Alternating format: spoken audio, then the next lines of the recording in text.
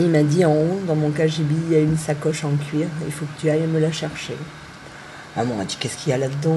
Elle savait pas. Et mon père, il dit dans la pochette de devant, tu vas trouver un portefeuille. J'ai dit oui, j'ai le portefeuille, papa. Et il m'a dit comme ça, il y a un papier rose. Et maman a dit je n'ai jamais été au courant de ces documents qu'il a gardés. Et donc le papier rose dit qu'il part à la place de son frère du village de Juanco. Il y a des idéogrammes chinois et il doit payer tant de piastres pour prendre la place de son frère. Et donc c'est là que je me rends compte que mon père, il n'a pas de nom quand il part, il est juste un numéro, comme le disait Pierre, il est ZTK 666, il a perdu toute identité. Mais mon père, il ne se plaint pas. Donc j'envoie par internet les documents à Joël Femme qui me dit alors ton père il est venu par le Mine, le bateau Le Mine, ils étaient 2000 là-dedans, il y a eu une grève de la faim et tout ça.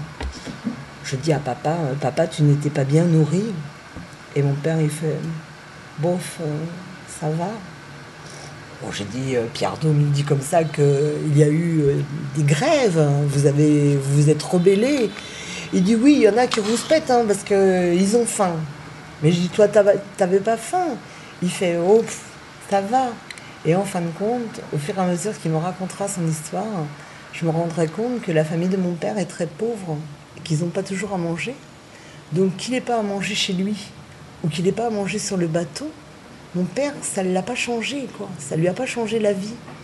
Alors que je vois, on a des amis, j'ai des amis avec lesquels on a des fois des discussions un peu serrées, parce qu'ils me disent, mais c'était des négriers, les bateaux, nos pères c'était des esclaves, nos pères, Béatrice, ils ont souffert de la faim de ça.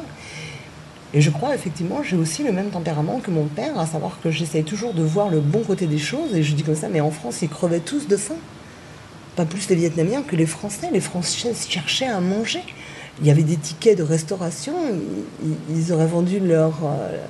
ma grand-mère, elle vendait la mouture du café, pas la moulure, tout ce qui restait pour acheter du tabac gris à mon grand-père qui réclamait des cigarettes.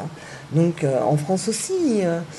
Et donc on se rend compte qu'il y a une grande différence entre les enfants dont le père était paysan et les enfants dont le père est interprète. Parce qu'interprète, à ce moment-là, ça veut dire j'ai pu suivre des études. Donc dans la famille, il y avait de l'argent. Donc on vivait mieux. Et en même temps, on avait très certainement des petits boys vietnamiens à demeure qui nous servaient à manger, qui nous lavaient le linge.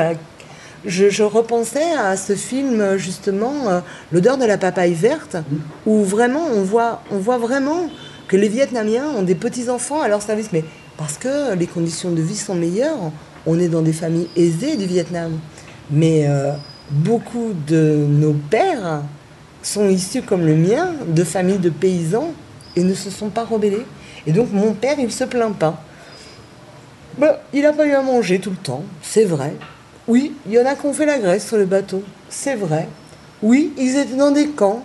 Oui, il a été des fois malheureux parce qu'il dit je cherche la nourriture et on ramasse de l'herbe par terre et on lave le pot à pipi comme il faut, on fait bouillir l'herbe mais on ne sait pas qu'est-ce que c'est, on est saoul, on est comme si on avait bu de l'alcool, on est saoul.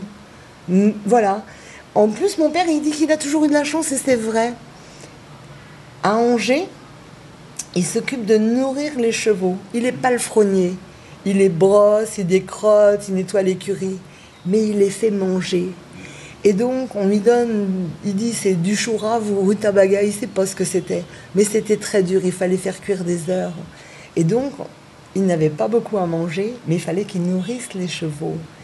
Et donc, les copains de mon père demandent à Kem, bon sang, toi qui fais la cuisine pour les chevaux, tu peux pas soustraire un peu de nourriture pour moi, pour nous. Et donc, un soir, il a failli se faire prendre. Il est en train de faire cuire la nourriture pour eux.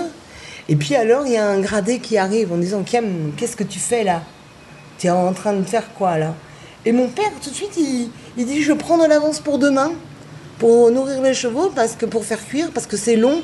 Comme ça, demain, je peux nettoyer mieux. Et c'est passé comme ça. Et donc, il m'a raconté tout ça. Le seul mot que j'ai trouvé, c'est qu'il était intarissable. Quand je dis, et c'est vrai, parce que j'ai pas d'autre mot pour dire qu'il n'arrêtait pas. Maman, à 3 heures du matin, elle a été obligée de nous dire, mais vous avez vu l'heure qu'il est? Et mon père, il a dit à ce moment-là, bon, bah, on continue demain. Voilà. Et on est allé se coucher. Mais le lendemain, et voilà, il est reparti à me raconter. Et donc, j'ai dit tout ça à Joël Femme. Et puis, Joël m'a mis en relation avec Pierre et Lamelé.